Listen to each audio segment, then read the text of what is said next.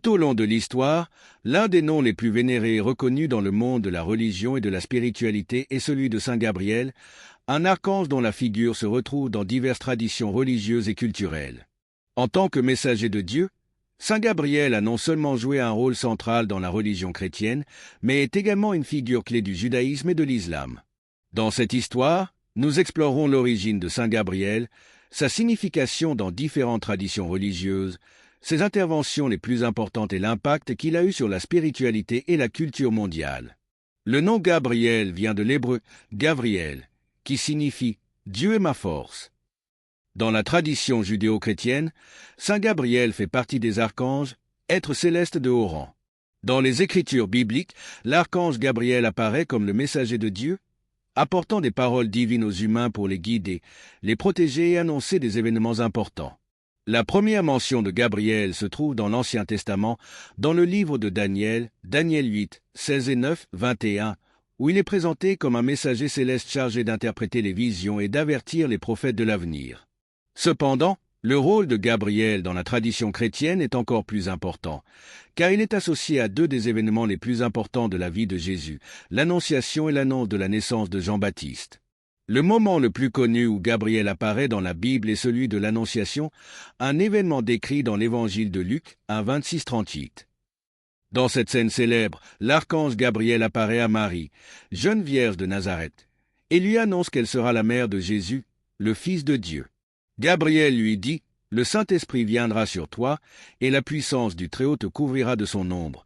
C'est pourquoi le Saint qui naîtra sera appelé Fils de Dieu. » Luc 1, 35. Ce moment n'est pas seulement clé dans l'histoire chrétienne, mais aussi dans l'histoire de la Madone et de la sainteté de la Vierge Marie. Gabriel, en tant que messager de Dieu, joue un rôle déterminant dans l'accomplissement de la prophétie de l'incarnation du Christ, qui marque le début de la mission rédemptrice de Jésus dans le monde. La figure de Gabriel, héros de la bonne nouvelle du salut, est devenue un symbole de la transition divine et de l'intervention directe de Dieu dans l'humanité. Dans la tradition islamique, Gabriel, connu sous le nom de Jibril en arabe, revêt une importance tout aussi centrale. Dans le Coran, l'archange Gabriel est le messager divin qui révèle la volonté de Dieu aux prophètes. Selon l'islam, Gabriel était celui qui a transmis les paroles d'Allah, Dieu, à Mahomet, le dernier des prophètes, lors du processus de révélation qui a conduit à la compilation du Coran. La figure de Gabriel dans l'islam est associée non seulement à la révélation des Écritures sacrées, mais aussi à la protection et au leadership spirituel. Gabriel est considéré comme l'un des 5 grands anges de la théologie islamique, avec Mikaïl, l'ange de la subsistance, Israfil, l'ange qui sonnera la trompette du jugement final, et Azraël, l'ange de la mort. La mission de Gabriel dans l'islam est transcendantale, puisque son rôle de médiateur entre Dieu et les prophètes établit un lien direct entre l'humanité et le divin. L'impact de Saint Gabriel sur la tradition chrétienne a été profond, non seulement à travers les Écritures, mais aussi dans l'art et la culture. Dans l'iconographie chrétienne, Gabriel est souvent représenté comme un ange ailé, souvent muni d'une trompette, symbolisant la transmission du message divin. L'Annonciation est un thème récurrent en peinture. De nombreux artistes au fil des siècles ont interprété cette scène dans leurs œuvres.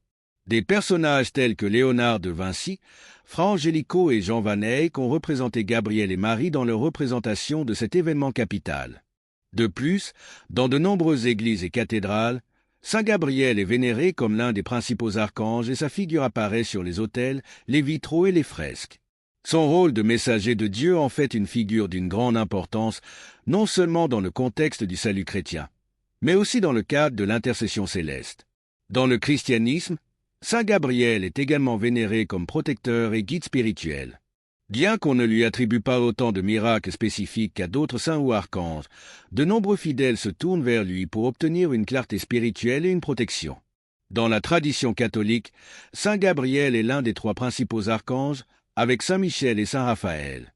Ces 3 anges ont des rôles différents mais tout aussi importants au ciel et dans la vie des croyants. Saint Gabriel est traditionnellement invoqué en période de crise personnelle ou de besoin de direction divine.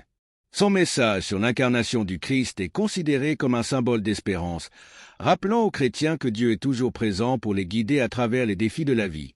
Dans l'Église orthodoxe, Saint Gabriel est également vénéré avec une grande dévotion. Sa figure apparaît dans l'iconographie et les liturgies de l'Église, notamment dans le contexte de l'Annonciation. Dans les églises orthodoxes, Gabriel est représenté comme un ange aux ailes dorées, portant souvent un bouquet de lys, symbolisant son message de pureté et de grâce. La tradition orthodoxe célèbre également la fête de Saint Gabriel dans le cadre de la fête des archanges, célébrée le 8 novembre.